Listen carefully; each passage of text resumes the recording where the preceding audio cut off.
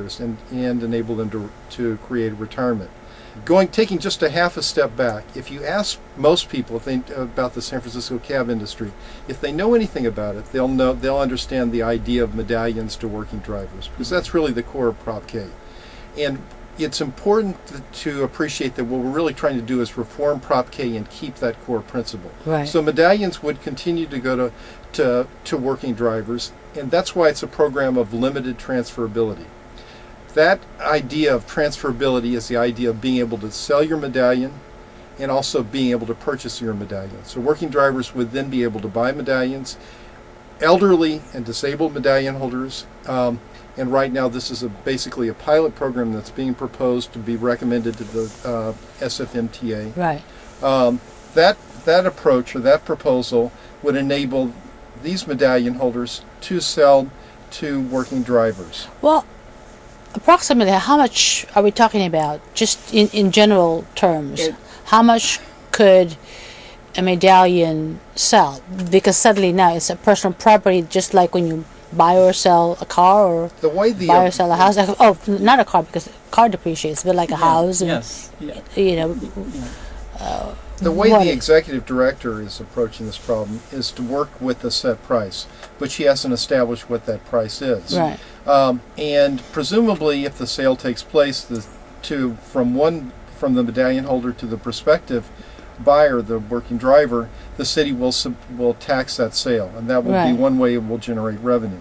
In addition, if new medallions are issued by the city, that also will generate revenue, because because those are new medallions, the city would get the entire proceeds from that. Right. So the city would then have an investment in this industry where, quite frankly, they don't right now. I think the city feels like that the San Francisco taxicab industry is something that has to be watched over and regulated. Right. It's a revenue drain on the city, although we're substantially taxed in terms of licenses and fees. We're more a sideshow or a backwater. But with an approach like this could generate potentially substantial revenues for the city. And let's say, I'm just picking numbers completely out of the air, but let's say 100 medallions were sold. Right. In New York City, those medallions went for in excess of $500,000, which is nothing like what the set price would be, but you're talking about a lot of money. And so I think that this kind of approach can create funds both for the city to use, but more importantly also it would help the industry to deal with certain issues that it hasn't been able to effectively deal with. One of the rampant problems we have in the city today is illegal taxicabs and limos. And the major problem with these illegal taxicabs and limos is that we don't know who's driving them or if they have any insurance. Right. But they simply haven't been controlled. If we put an approach like this into place, the city would have a vested interest in making sure that the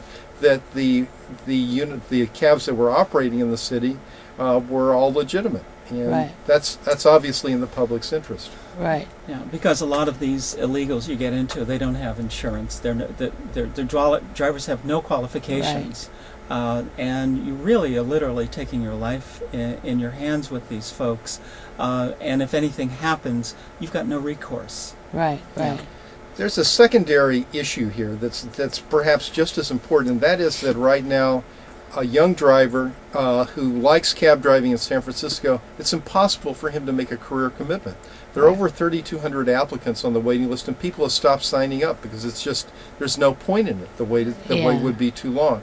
In addition, elderly medallion holders feel like they have to continue to drive, or else they may lose their medallion, and that also is a public service problem. Right. So by introducing a transferability approach and allowing people to buy into this industry, we can lay a foundation of quality drivers. We can set high standards for people who purchase these medallions, and that's going to ultimately both eliminate the public service danger and also improve the quality of service. Because I think in San Francisco, with your neighborhood, with the kind of neighborhoods we have, that with their own specialized street layouts and whatever, it's difficult for many people to get around. You need knowledgeable people operating those taxi cabs to provide reliable service. Right.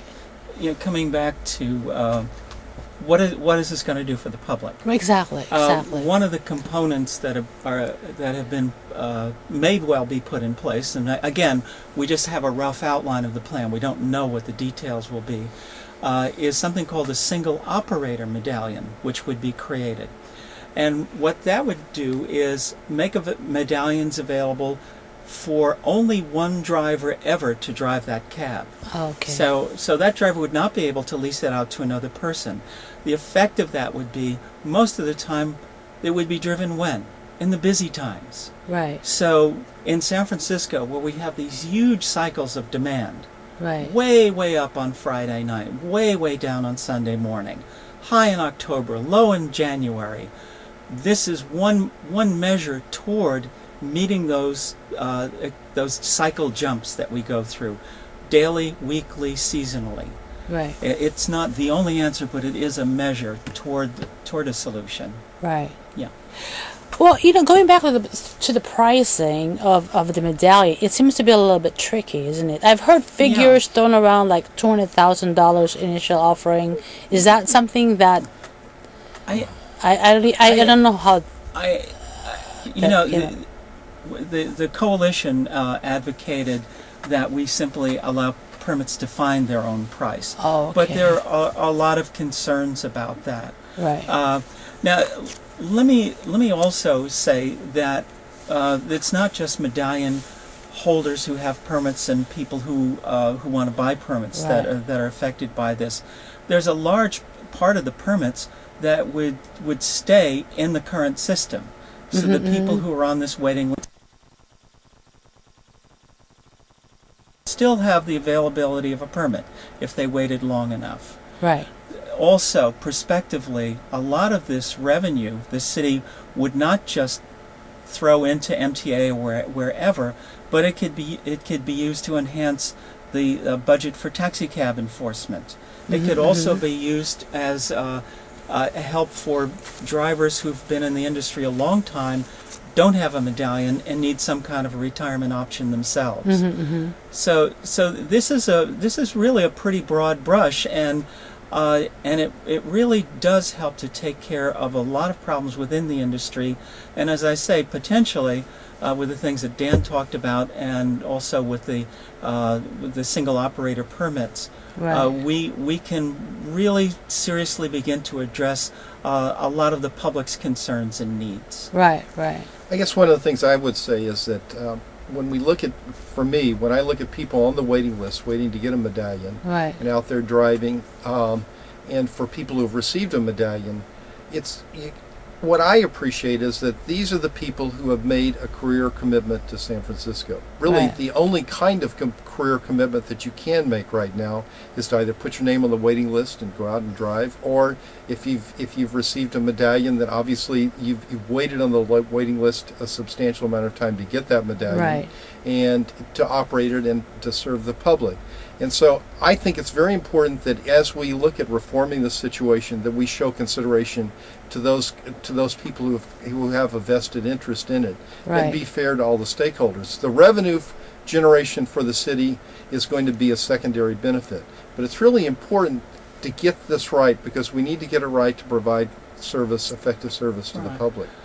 And I think it's awfully important to consider in this very fractured industry where we have so many different conflicting points of view and interests. I think that Chris Hayashi has done an outstanding job of bringing us together, and for the most part, getting us to develop a consensus. Now, there's still a few people who are sort of outside the box in this, but I think that we have an awful lot of agreement today that we didn't think we could possibly have a month or 2 months ago. And so I'm hopeful that this will carry forward, and when whatever her final proposal is to the San Francisco MTA board, that the board will really consider the advantage of something that does have this kind of let's go agreement from the industry itself. And did she hire consultants? Are there consultants, economists working on putting the figures together? Or I think basically she stays up 22 hours a day, seriously, doing this job. We're her consultants. Anyone who comes to these town hall meetings